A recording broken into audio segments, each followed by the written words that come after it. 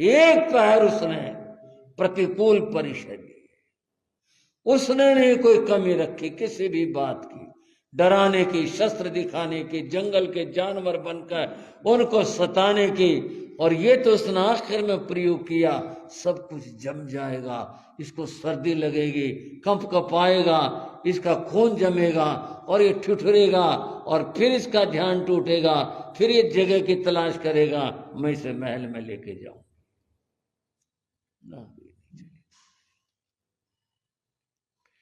बंधुओं,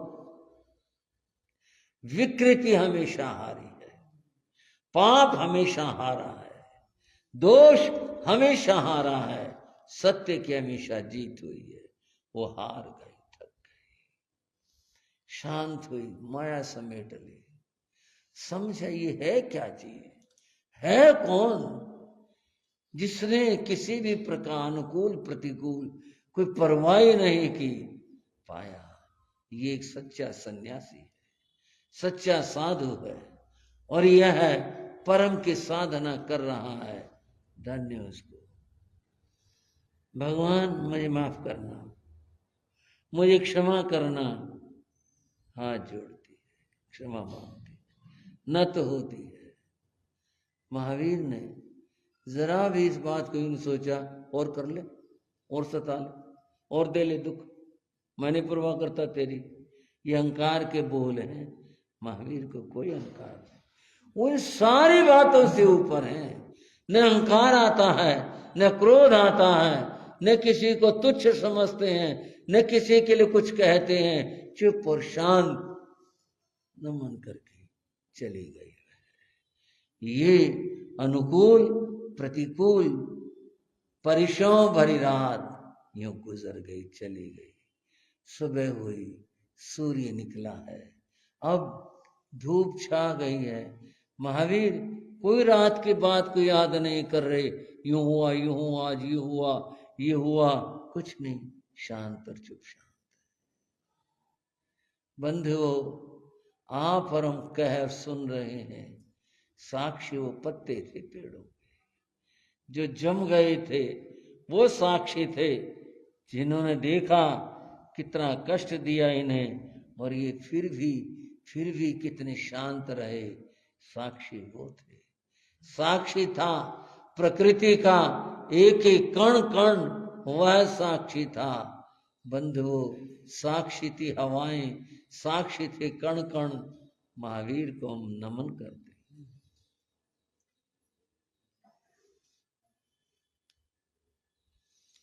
देव सभा लगी थी, इंद्र महाराज अपने आसन पर विराजमान थे। आज इंद्र महाराज पता नहीं क्या उन्होंने देखा, सोचा, सिंहासन से नीचे उतरे, देवगण बैठे हुए थे, महाराज नीचे उतरे, सब खड़े हो गए। उन्होंने अपना उत्तरीय वस्त्र पल्लू लिया, प्रतिलेखना की, अपने घुटने जमीन पर रखे। धन्य हो प्रभु, आपकी साधना को, आप मुक्ति को प्राप्त करेंगे, आप केवल ज्ञान को प्राप्त करेंगे। धन्य। ऐसी साधना बहुत कठिन है। आप किसी देवता, किसी देवी, किसी मनुष्य, किसी राक्षस, किसी से भी आप कभी भयभीत नहीं हुए, न होंगे, न चलित होंगे। आप अचल, अकंप, अडोल, सुमेरु की तरह से हो। धन्य हो आपकी साधना को प्रभु। इंद्र महाराज क्या कर रहे हैं जी? सारे देवता धरती पर, यानी उस फर्श के ऊपर नमन किया, अपने सिंहासन पर बैठ गए। महाराज, आपने जो भी कुछ कहा सुना, अपने आप में ही कह लिया, सुन लिया। हम जानना चाहते हैं आपने किसको नमन किया। देवो, इस समय भूतल के ऊपर 24वें तीर्थंकर भगवान महावीर साधना काल में हैं, साधना काल से गुजर रहे हैं। उनकी साधना बहुत कठिन है, बड़ी कठोर है। वे अपने जन्म जन्मांतर के समस्त कर्मों का क्षय कर रहे हैं, निर्जरा कर रहे हैं। कुछ समय बाद वे केवल ज्ञान को प्राप्त करेंगे और फिर लोक गुरु, लोक पुरुष कहलाएंगे। आज वो साधना में हैं, इतने दृढ़ और मजबूत हैं, कोई उन्हें विचलित नहीं कर सकता। भय नाम की चीज उनके पास में भी नहीं। ऐसे पुरुष को धन्य हो, बार बार धन्य हो। देवों ने भी सिर झुकाया। हमारे इंद्र महाराज जिसको नमन कर रहे हैं, वो कितनी बड़ी सत्ता है, उन्होंने भी नमन किया। दो देवता एक तरफ बैठे, ये इंद्र महाराज है ना, चाय जिसको चढ़ा देंगे और चाय जिसके लिए यूं कह देंगे कुछ नहीं है। ये दिन का रोज का काम है। हाँ भाइयों, रोहतक वालों, यूं ही होता है जो टिप्पणी करते हैं किसी बात, चाय जिसको चढ़ा देंगे। अभी बता रहे हैं कोई महावीर है, कोई साधु, आज उसकी तारीफ करने लग। अरे देवता इतनी बड़ी चीज, इतनी बड़ी सत्ता करे, वो महान है। हमारे को कुछ नहीं बता रहे, अपने को कुछ नहीं बता रहे, करे वो महान है। और देखो कैसे कैसे घुटने टेक करके नमस्कार करी, बताओ एक आदमी को, मनुष्य को। अरे देवता चाहे एक चुटकी में कुछ से कुछ कर दे, और ये प्रशंसा किए जा रहे हैं। एक आदमी केवल समझाने के लिए उदाहरण है, सुमेरु पर्वत की चोटी पर खड़ा हो गया। आप कहोगे सुमेरु कहाँ है, मैं कहाँ बताऊं कहाँ सुमेरु है, शास्त्रों में तो है ही सुमेरु। उसकी चोटी पर खड़ा हो गया और उसने एक नाली फूंकनी वो ले ली हाथ में, और उसने फिर उसमें राख बहुत बारीक, जो सांस लेना उससे भी उड़ जाए इतनी बारीक, उसमें ऐसे करती उड़ जाए इतनी बारीक उसमें भर ली, और भर करके जोर के फूंक मारी, उड़ा दिए सारे कण कण। देवता की ताकत ये, वो सारे कणों को बीन कर ला देगा, सारे कणों को बीन कर ला देगा, एक को भी जाने नहीं दे। इतनी बड़ी ताकत देव के सामने, और आदमी कोई चीज है, तारीफ लग जाएंगे करने। भाई बड़े हैं, इंद्र हैं, मालिक है, कौन क्या कह सकता है, कुछ नहीं कह सकते। बाकी देवों की तो बेइज्जती करती। मैं नहीं कह रहा भाई, मैं शाम में भी करूँ, तो जो भी कुछ उन्होंने टिप्पणी करी देवताओं ने, बताओ। एक देव बोला, और मैं उस महावीर को चलित करके दिखा दूं तो फिर क्या इज्जत रह जाएगी, बोले दिखा दो, अच्छा होगा। दो बात कर रहे हैं ताकि पता तो चल जाए देवों की ताकत का। बोले चलो दिखाते हैं। बंधुओं, वह देवलोक से चला, देव गति, देव द्युति, देव की शक्ति, इतनी बड़ी दूरी उसने पार कर दी। भूतल पर आए, जहां महावीर थे जिस वन में, वहां आया। पहले देखी सारी स्थितियां, सब कुछ देखा, कैसे क्या है, क्या करता है ये, किस तरह रहता है, क्या इसकी स्थिति है, सब देखा। कोई बात नहीं, अब मैं अपनी माया का प्रयोग करता हूं। बंधुओं, उस देव ने आंधी चलाई। आंधी की ताकत बहुत बड़ी ताकत होती है। ऐसी आंधी चलाई, पेड़ उखड़ गए, ऐसी आंधी चलाई।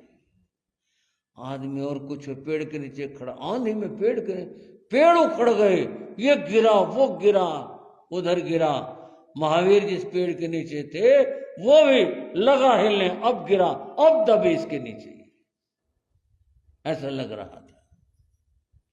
महावीर को नहीं डर लगता था, गिरेगा क्या होगा, होगा कुछ नहीं, बस अपने आप अपने ध्यान में। बड़ी तेज आंधी चलाई, बहुत आंधी चलाई, सारा जंगल उसने धराशायी कर दिया, पेड़ गिरा दिए। अच्छा अच्छा देख कर डर जाए इन पेड़ों की स्थितियों को, महावीर नहीं हिले। बहुत देर तक ही चला मामला, बात बनी नहीं।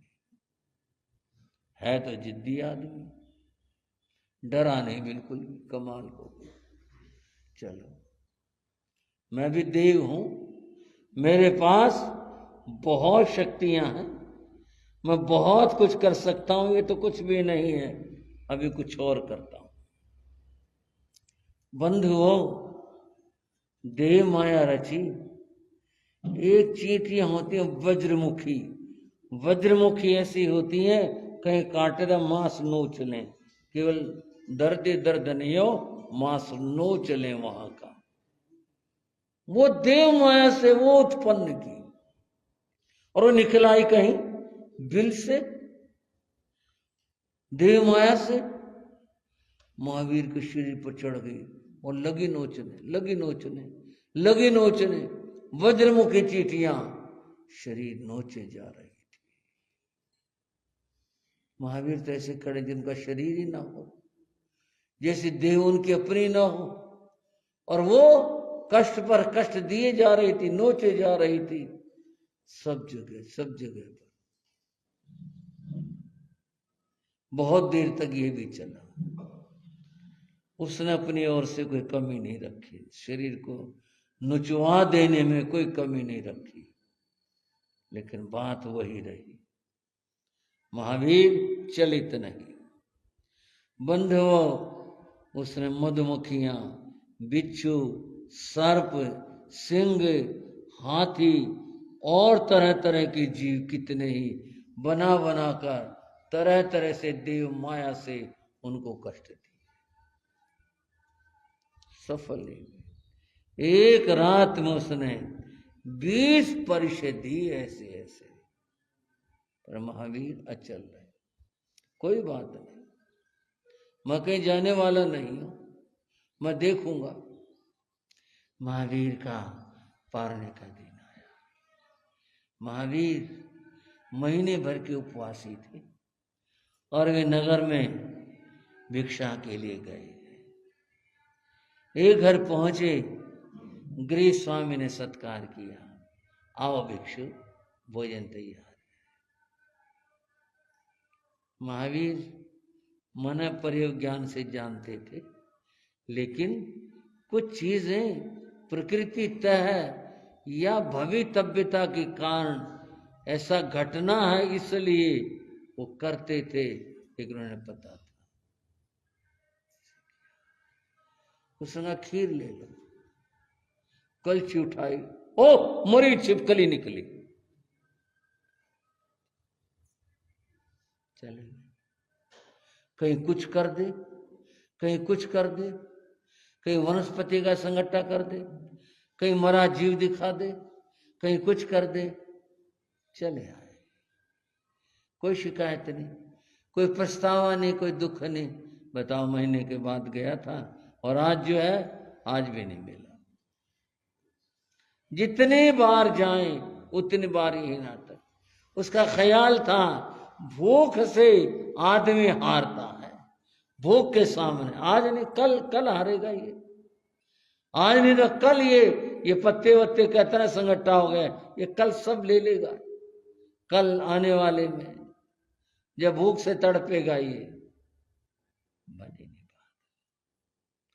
और तरह तरह के झंझट वह रोज ही पैदा करता रहता। महावीर चुपचाप सहन करते रहे।